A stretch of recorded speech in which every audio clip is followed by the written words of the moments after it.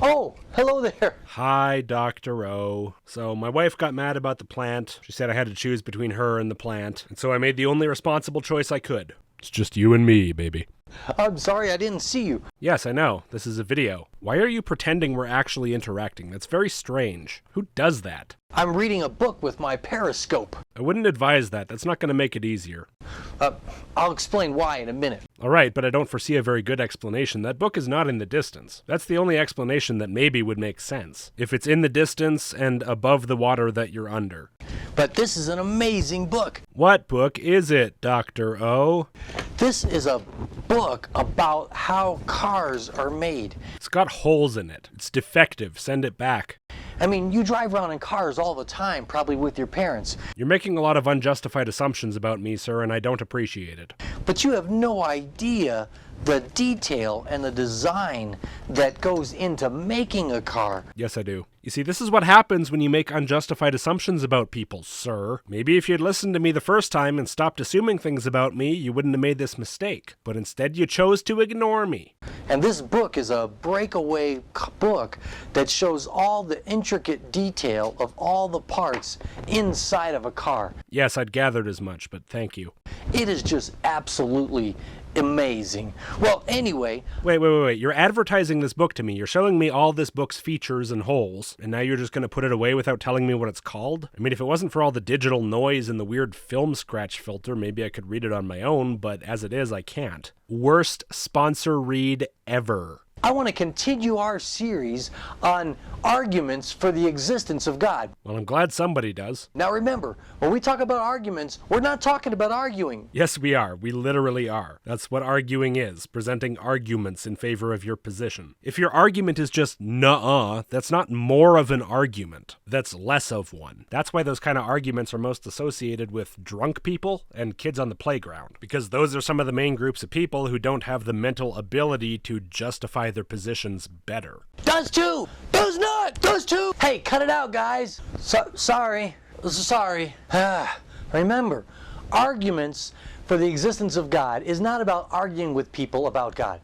You'll never draw people to God by arguing with them. Then why are you telling people about the cosmological argument and whatever argument you want to tell me about now if you don't want people to use them to argue for their position because it won't bring me to God? What is an argument even for if not to be used as an argument? But the Bible does say that we need to be prepared to give a reason for the hope that is within us.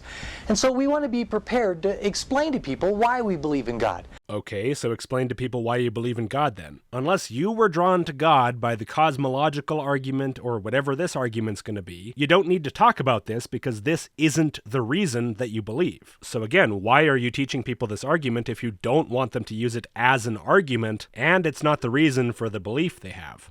Last time I shared with you the cosmological argument for the existence of God. Do you remember what that was? Yes, I believe you defined the word cosmological as meaning everything has to have a cause, which of course is not what that word means. Everything has to have a cause. Yeah, there you go. And God is that first cause. God's a thing. That means he falls in the category of everything. Just saying. Argue better. Well, today I want to explain to you another cause, and it's the teleological argument. Oh, we're not doing that? I know what you're thinking. Teleological? What is that? No. Well, why don't you say it with me? I already said it. I don't want to. Teleological. That's lovely. Thank you. Got that? Yes, thank you. All right. Now, I know it sounds like a telescope. No. Or, a periscope. How in the hell does it sound like periscope? Come on. But that's really not what it's about. The word containing neither peri nor scope is not about periscopes. Noted. The teleological argument has to do with design. And it's just saying that everywhere you look, you see amazing design. In that room, debatable. And anytime you see something amazing or something beautiful, like say you're looking at the mountains and you say, wow, those are just amazing mountains. You could just think that those are amazing, or you could say, where do those come from?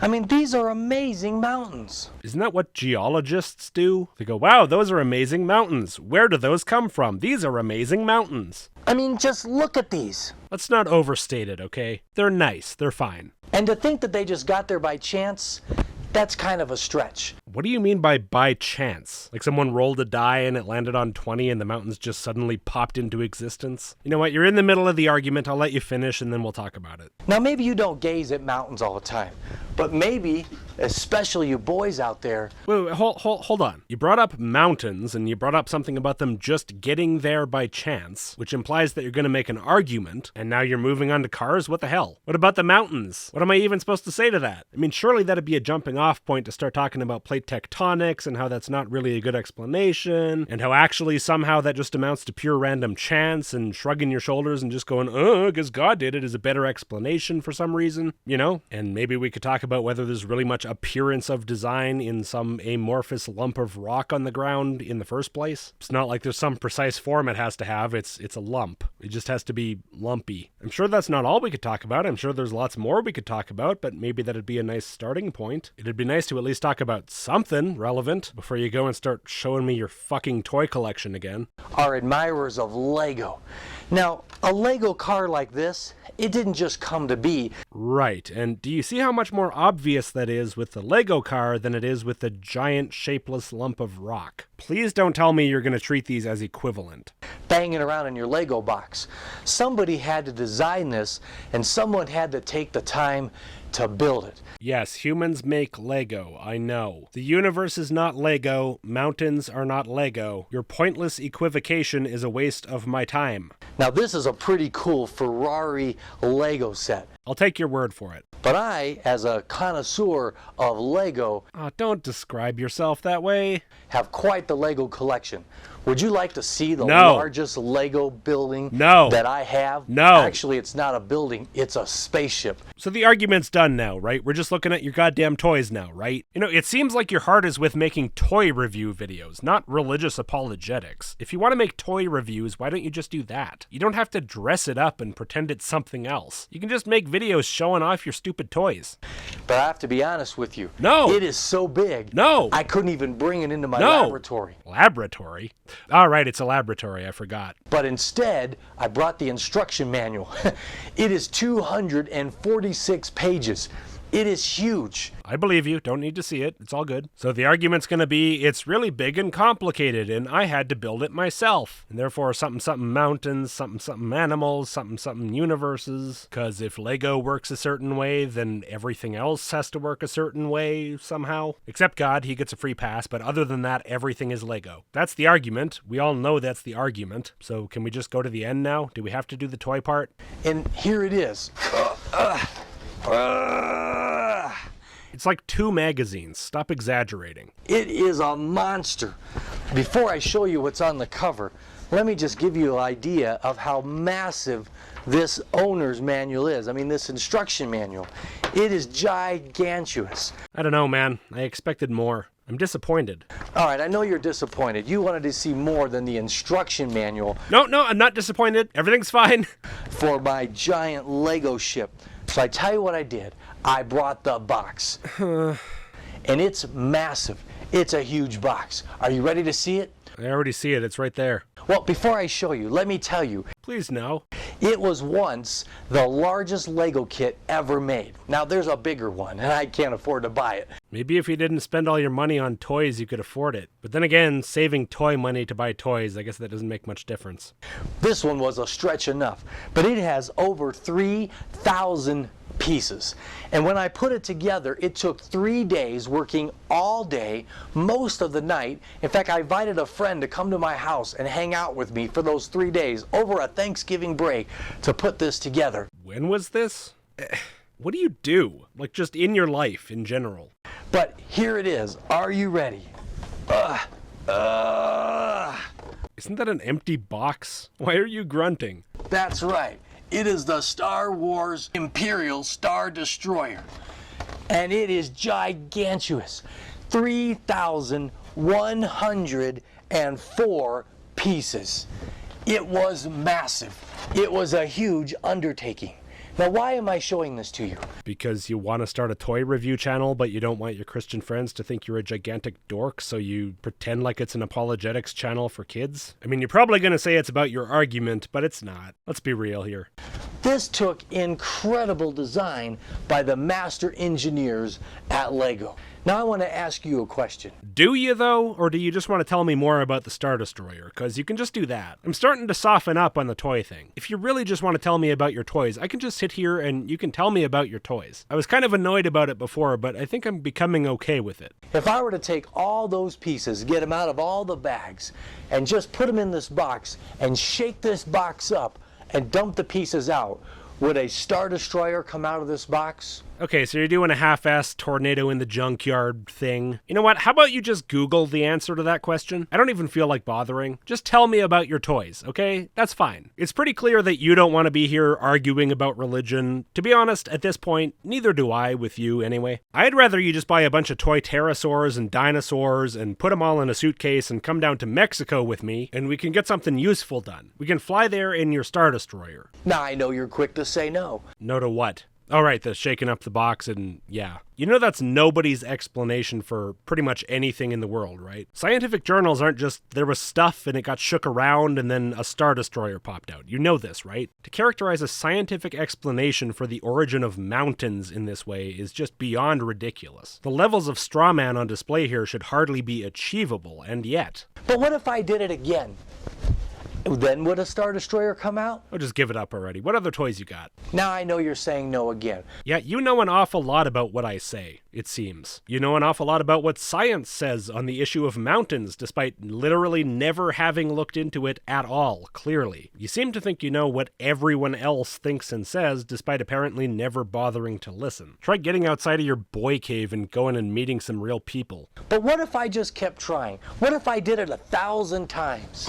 Then would a Star Destroyer come out? Seriously, I'm not bothering. This is not a debunk video. I'm not debunking this. Maybe not in 1,000, but what if I did it 1,000,000 times? Feels like you've already asked this 1,000,000 times. Now, if you're smart, you're going to say, never in 1,000,000 times. What if I did it 1,000,000,000 times? How high do we have to go before you feel like you've made your point? You know, it doesn't matter how many times I would shake this box and dump the pieces out, the Star Destroyer would never come out of this box, because that's impossible. Oh my God, you're putting the box away. He's putting the box away. Oh, thank you, Jesus. 3,104 pieces are never going to come out of this box fully assembled as a Star Destroyer. It took a designer to make it, and it takes intelligence to put it together. Well, you did it, so debatable. How many pieces do you think there are in the world? Pieces? The world is not a Lego set. It doesn't have pieces molded such that they can fit together only in a predefined orientation. It doesn't have some predefined goal of what it's supposed to look like. The universe has characteristics by which objects move together in various different ways on their own accord, many of which we understand plenty well enough to understand how these things can and do happen naturally. Mountains being one of the prime examples, and considering that was your only example of something in the natural world that supposedly can't happen naturally, and considering that it's been explained extremely well how it can happen naturally, and does, and in fact currently is happening naturally around the world, I think at this point your entire argument's in a fucking shambles. Yeah, I know, you can't dump a Star Destroyer Lego set out of the box and expect it to come out fully built. That in no way resembles anyone's scientific theory about anything. And so since it addresses nothing, your argument means nothing. It's purely a straw man, and thus utterly worthless in every regard. A lot more than 3,000. But there are people that think that somehow our world, just in a big bang, boom, boom, somehow came all together. Yeah, that's why they spend all that time doing all those experiments and observations and writing all those papers. I don't know what the big deal is. I mean, if they're just going to write, somehow at the end, seems like they could just do that and save themselves a lot of steps. It's what they're doing anyway, right? You know, it's quite silly that such smart people actually believe that. It's quite silly that such smart people believe that the world just, boom, somehow came all together. You know, I used to think you were just kind of really bad at teaching kids stuff and maybe a little naive. But no, you're just outright dishonest. That sucks, man. I mean, for all my ribbing, I liked you. But no, you're just another guy who openly lies to kids for Jesus. Our world took a designer. And that designer, we believe, can only be God. We meaning you and the children you're intentionally trying to deceive into thinking there's no other option. Is this really what you want the future generations of Christians to base their beliefs on? Outright, easily provable lies about what their opposition believes? Is this a firm foundation of faith in your opinion? Well, no, I guess not, because actually this isn't supposed to be the reason these kids believe, right? You said it yourself. This isn't supposed to be a reason to believe the religion. This is an excuse you tell people who aren't in the religion to make them think you have some good reason to believe in the religion. It's a way to begrudgingly conform to the command to always be ready to give a reason. It's not a reason to believe. It's not any sort of foundation of the faith. It's just some bullshit you settle on after the fact to give some kind of impression that you have some kind of reason beyond your feels. And that's why you're teaching kids who already believe that this brand new argument that you don't expect them to have even known the name of until this video is the reason they should tell people for why they believe. Because it's not about believing for good reasons. It's about believing for no reason and then coming up with an excuse to present to the world. What a joke. God planned it, and with great intelligence, he put it together for us to enjoy. And not only this giant world did he put together, but he put us together. You know, in addition to this book on cars, I've got a book on the human body. You know, it's a little gross. Yeah, it's also got holes in it. Ew. Can we just get to the end now? I'm kind of glad we all have skin and clothes on, aren't you? Dude, the book's not gross. You are. But you know what? The human body is an amazing thing. The way it works and the way it processes. Okay, I'm fast forwarding. I can't listen to you repeat more of this. We get the point. Your terrible argument that's not the reason you believe has been made perfectly clearly. I don't need more. You see, King David knew there must be a God just because of how amazing his body was. Okay, I gotta admit, if Michelangelo's work is anything to go by, David had a right to brag. Well, except in one obvious area. And beyond our own bodies, we have this amazing world. Amazing Legos, amazing toys. We have Lego and toys. If that's not enough to make you believe in God, what is? Amazing animals, an amazing universe. And we believe that this incredible design that we see everywhere can only be because we have an amazing designer, an amazing God. Yeah, you believe that. That's not an argument. That's just you saying the thing. You're just going, look, a picture of a mountain. Okay, so God did it. An animal. Okay, God did it. The universe. Okay, so therefore God did it. That's not an argument. You barely even have a premise there. Mountains exist, therefore God is not an argument. How in the hell is that good enough for you, even as a lie, as an excuse that you tell people for why you believe, even if it's not your real reason? It makes you sound like a fucking moron. Are you trying to sound as irrational and stupid as humanly possible? Is that your goal when you tell the non-believers why you believe? Are you trying to troll them by giving them the worst reason you can come up with? Like, hey man, why do you believe in Christianity? Here's a picture of a mountain. Well, I got another book here that I want to read, and it is a book about the insides of sharks. How cool is that gonna be? It's full of holes. It's gonna suck. Oh! This is kind of scary. Every aspect of this presentation disrespects kids and assumes they're idiots. That outro being one of them, but actually kind of a minor one in this case. I hope some of them are able to see through it. I know you've stacked the odds against them, but still. Well, thanks for watching this thing. Obviously, my style for these videos is a little bit different from usual. That's not going to be some new standard, that's just for this. It just comes naturally with these ones. Before you go, please do give the video a like and click subscribe if you haven't. And if you like the channel, please do consider supporting. Even a small amount helps a lot. And enormous thanks to all of my supporters who've already made that choice. If you want early access, sign up to the email list at list.logicked.com, and I'll see you next time.